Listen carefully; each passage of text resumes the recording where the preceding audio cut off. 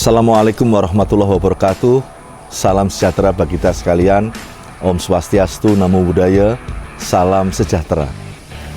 Pembangunan dilakukan untuk memenuhi kebutuhan, namun dapat menjadi sebuah tekanan bagi lingkungan, karena sangat berpengaruh terhadap menurunnya kualitas lingkungan hidup apabila pelaksanaannya tidak memperhatikan prinsip daya dukung, daya tampung, dan pembangunan yang berkelanjutan. Ya, pemerintah Kota Salatiga mengembangkan sistem informasi lingkungan hidup untuk mendukung pelaksanaan dan pengembangan kebijakan tersebut berupa perlindungan dan pengelolaan lingkungan.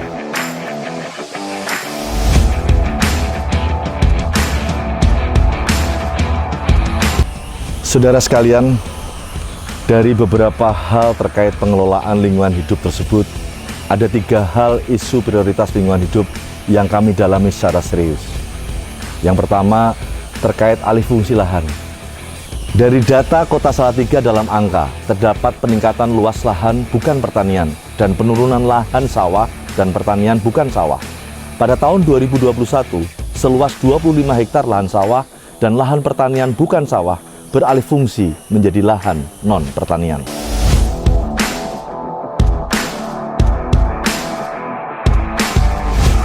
Penggunaan lahan di Kota Salatiga tertinggi digunakan pada tipe bukan pertanian yang mencapai 3.300 hektar kurang lebih.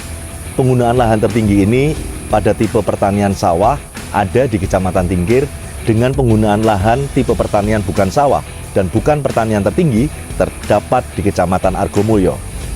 Sebuah wilayah perkotaan cenderung lebih cepat mengalami perubahan alih fungsi lahan yang terjadi pada 4 titik yang tersebar itu.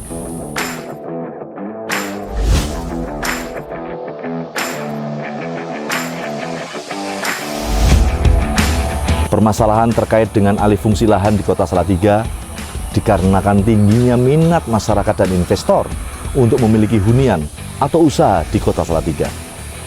Selain itu, semakin berkembangnya pabrik dan berkembangnya wilayah perumahan di Kota Salatiga.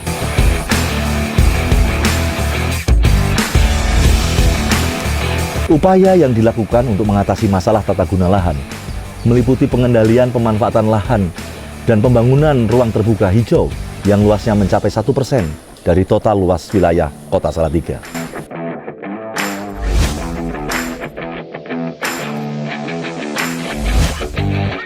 Untuk mengatasi permasalahan lingkungan hidup serta menghadapi isu ketiga utama tadi, Kota Salatiga telah melakukan beberapa langkah inovasi daerah dalam pengelolaan lingkungan hidup, antara lain barcode tanaman, PIC code atau Plant Identification QR Code merupakan aplikasi berteknologi dengan mengenalkan tumbuhan yang berisi nama, karakter, dan tanaman. Setelah melakukan pemindaian dengan menggunakan handphone Android secara langsung, maka akan terhubung dengan website SMA 2 Salatiga yang telah menyimpan informasi tentang tanaman. Stiker PIC code telah dipasang di beberapa tempat tanaman yang ada di Taman Kota, Taman Tingkir, Taman Sidomukti, Hutan Kota, dan Taman Cerdas. Saga Dasa Benfantra. Program ini merupakan program satu keluarga menanam 10 tanaman vanili sebagai tambahan meningkatkan kesejahteraan masyarakat. Ya, Kota Salatiga memang cocok untuk pengembangan budidaya tanaman perkebunan. Salah satunya adalah tanaman vanili.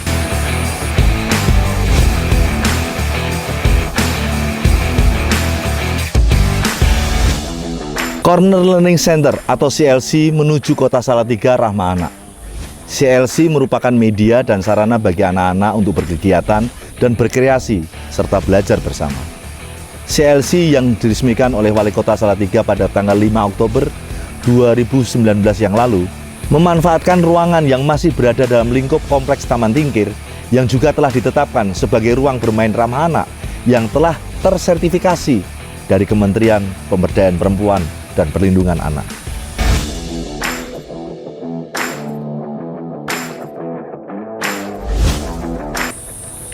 Gerbang Kotaku, salah satu upaya program pemerintah yang sudah tertuang di dalam rencana pembangunan jangka menengah daerah untuk lebih fokus dalam penataan wilayah perkotaan, termasuk penataan kawasan kumuh, salah satunya berada di Kampung Pancuran.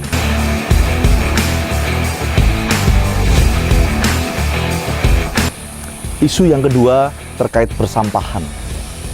Berdasarkan penjaringan isu lingkungan hidup yang telah dilakukan, ditemukan bahwa isu persampahan menjadi isu yang sangat diresahkan oleh masyarakat dan berbagai pihak stakeholders, dan beberapa permasalahan yang berkaitan dengan keberadaan sampah di kota ini antara lain rendahnya kepedulian dan masyarakat terhadap permasalahan sampah. Selain itu, kurangnya peran aktif masyarakat dalam melakukan pengelolaan sampah karena kurangnya sosialisasi edukasi mengenai pengelolaan sampah. Permasalahan yang lain adalah banyaknya sampah yang diangkut ke TPA belum diolah dengan baik sehingga sampah memenuhi TPA. Untuk mengatasi permasalahan lingkungan hidup serta menghadapi isu ketiga utama tadi, Kota Salatiga telah melakukan beberapa langkah inovasi daerah dalam pengelolaan lingkungan hidup, antara lain kebijakan pengelolaan limbah B3 COVID-19. Pemerintah Kota Salatiga menerbitkan Surat Edaran Wali Kota Salatiga nomor 453.1-151-406 tentang penanganan limbah bahan berbahaya dan beracun terkait pandemi coronavirus 19. Surat edaran tersebut memuat metode pengelolaan limbah B3 yang ditimbulkan akibat pandemi COVID-19. Hal ini mengacu pada Surat Edaran Wali Kota Salatiga nomor 443.1151-406 tentang penanganan limbah bahan berbahaya dan beracun terkait pandemi coronavirus disease COVID-19. Dinas Lingkungan Hidup Kota Salatiga telah mengembangkan mekanisme Dropbox limbah COVID-19 sebagai pusat pengumpulan. Ekoenzim, Dinas Lingkungan Hidup Kota Salatiga dan komunitas Ekoenzim Nusantara melakukan kegiatan kolaboratif berupa penyemprotan ekoenzim di tempat pembuangan akhir di daerah Ngronggo dan di beberapa titik sungai di Kota Salatiga sebagai bentuk disinfektan alam.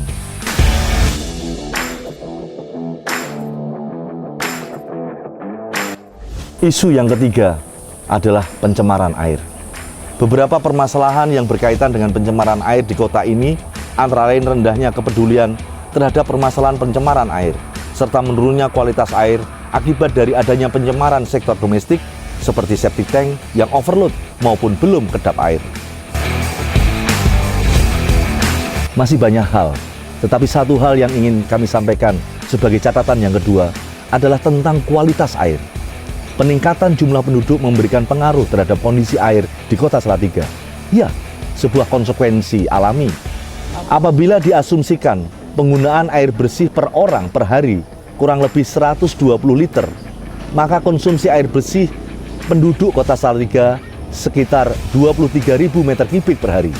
Sebagian besar yaitu 18.500 meter kubik per hari akan menjadi limbah domestik yang berpotensi mencemari lingkungan. Sebuah angka yang patut memperoleh perhatian. Belum lagi proses produksi yang akan memberikan pengaruh terhadap besaran limbah hasil pengolahan industri itu sendiri. Faktor inilah yang menjadi tekanan terhadap kualitas air permukaan dan air tanah di Kota Salatiga. Antara lain meliputi aktivitas rumah tangga yang menghasilkan air limbah domestik kurang lebih mencapai 18.500 meter kubik per hari.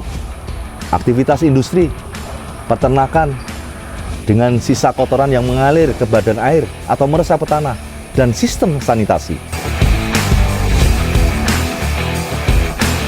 Upaya yang dilakukan pemerintah Kota Salatiga meliputi kegiatan monitoring dan evaluasi kualitas air, yaitu pemantauan sungai dan air sumur, pembuatan dan pengembangan IPAL komunal sebanyak 35 IPAL, pemanfaatan kegiatan usaha atau industri yang dilaksanakan pada 22 perusahaan atau industri yang ada, peningkatan sarana dan sanitasi dan pengelolaan limbah cair berupa peningkatan kualitas septic tank, program layanan lumpur, tinja terjadwal, pembuatan sumur resapan sebanyak 45 sumur resapan, sosialisasi pengelolaan lingkungan hidup bagi para pelaku usaha, dan juga pemasangan jaring pengaman sungai, peningkatan kualitas air melalui peningkatan kapasitas kelompok pemakai air, dan juga program kali bersih.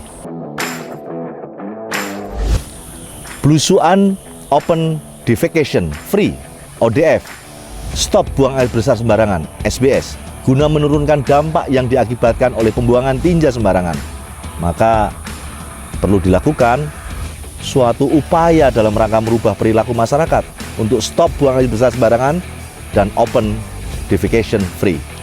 Itulah Kota Salatiga dalam langkah-langkah penanganan dan pengelolaan lingkungan hidup.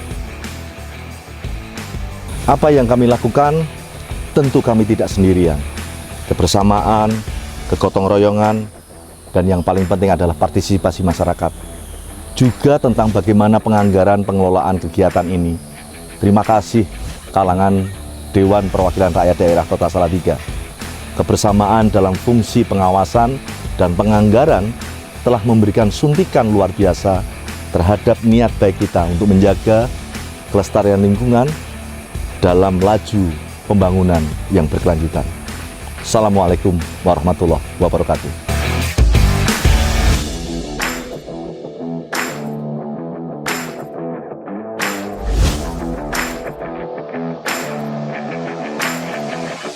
Saya berada di Rumah Rakyat Skyview, rooftop kantor DPRD Kota Salatiga. Bisa dilihat Gunung Merbabu di sana.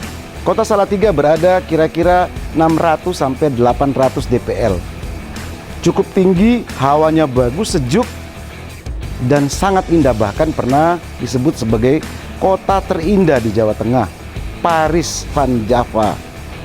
Karena itu, dalam rangka pengelolaan lingkungan hidup, DPRD Kota Salatiga sudah menginisiasi dan kemudian mengesahkan Perda Nomor 27 Tahun 2018 tentang penyelenggaraan perlindungan dan pengelolaan lingkungan hidup Kota Salatiga. Kita berharap dengan perda ini maka proses penyelenggaraan pemerintahan itu selalu dinaungi dan menjadi guidance pada perda ini. Bukan hanya untuk pemerintahannya, tapi juga untuk seluruh masyarakat, termasuk pada pengelolaan sampah, termasuk pada pengelolaan dunia usaha. Semua itu kita lakukan dalam hubungan dengan green government, green leadership. Karena itu, Kota Salatiga layak mendapat penghargaan Nirwasita Tantra. Bukan hanya simbolik belaka, bukan hanya menjadi bahagian dari slogan belaka, tapi diharapkan bahwa penghargaan ini menjadi bahagian dari derak, nafas, dan langkah dari seluruh masyarakat kota untuk menjaga kota ini sebagai kota hijau. Terima kasih. Wassalamualaikum warahmatullahi wabarakatuh. Gusti berkahi.